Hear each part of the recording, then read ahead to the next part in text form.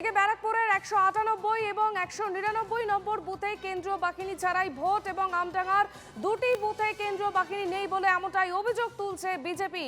ব্যারাকপুরের ১৯৮ এবং ১৯৯ নম্বর বুথে কেন্দ্রীয় বাহিনী ছাড়াই ভোট হচ্ছে, আমডাঙ্গার দুটি বুথে কেন্দ্রীয় বাহিনী নেই বলেই অভিযোগ তুলছে বিজেপি। এবং কিছুক্ষণ আগে আমরা শুনলাম আমডাঙ্গায় দুজন এজেন্টকে মারধর করা হচ্ছে, সেই অভিযোগ তুলেছেন অর্জুন সিং। এবং ঠিক একই রকম এবার বলছেন তিনি ব্যারাকপুরের ১৯৮ এবং ১৯৯ আমডাঙ্গার এই দুটি বুথ সেখানে কেন্দ্রীয় বাহিনী ছাড়াই ভোট উঠছে, এমনটাই অভিযোগ তুলেছে বিজেপি। আমরা আবারও ফিরবো আমাদের প্রতিনিধি সৌরজ্যোতি বন্দ্যোপাধ্যায়ের কাছে। সৌরজ্যোতি, আমডাঙ্গায় সেই আবারও ঘুরে ফিরে সে আমডাঙ্গার অভিযোগ তুলছেন তিনি। কিছুক্ষণ আগে তুমি যেমনটা বলছিলে যে সেখানকার এজেন্টকে মারা হয়েছে এবং এবার তিনি বলছেন যে আমডাঙ্গার দুটি বুথে কেন্দ্রীয় বাহিনী ছাড়াই সেখানে ভোট হচ্ছে।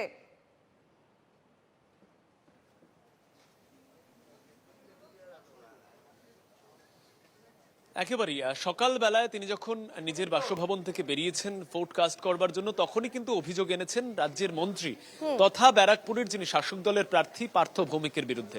এবং তুমি শুনেছো যে আমডাঙ্গা বিধানসভা অঞ্চলের তিনটি বুথের উল্লেখ তিনি করেছেন, ১২৩ নম্বর, ১৯৮ নম্বর এবং ১৯৯ নম্বর।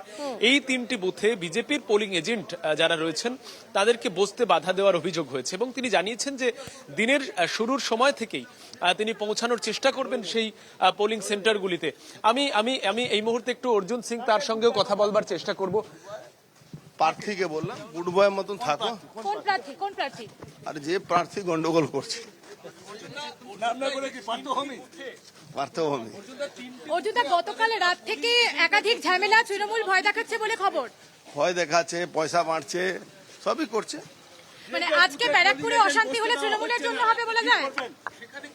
সেখানে ইলেকশন কমিশনকে জানানো হয়েছে, দেখা যায় ও কি করছে।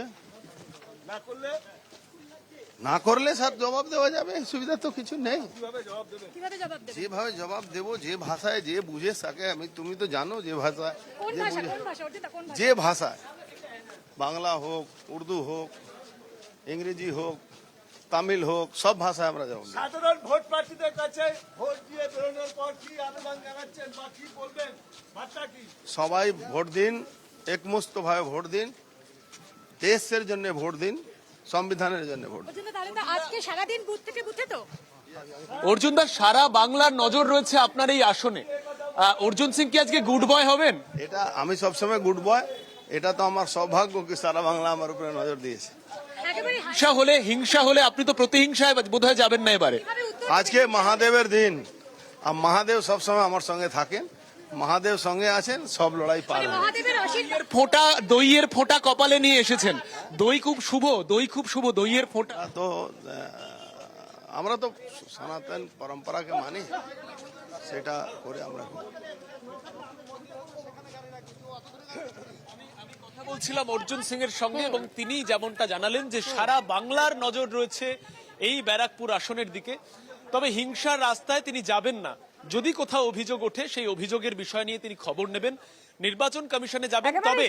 তবে তার আগে বিক্ষিপ্তভাবে তিনি তুললেন এবং যেই অভিযোগ তিনি তুলেছেন যে তিনটি কেন্দ্রে, আমডাঙ্গা তিনটি কেন্দ্রে, আমডাঙ্গা সবসময় একটা ব্যারাকপুরের মধ্যে খবরের শিরোনামে আমরা দেখেছি যে নির্বাচনের সময়গুলিতে থাকে। এবং ঠিক একইভাবে এবারেও তিনটি যে কেন্দ্র রয়েছে সেই কেন্দ্রের কথা তুলে ধরেছেন, বুথের কথা তুলে ধরেছেন অর্জুন সিং।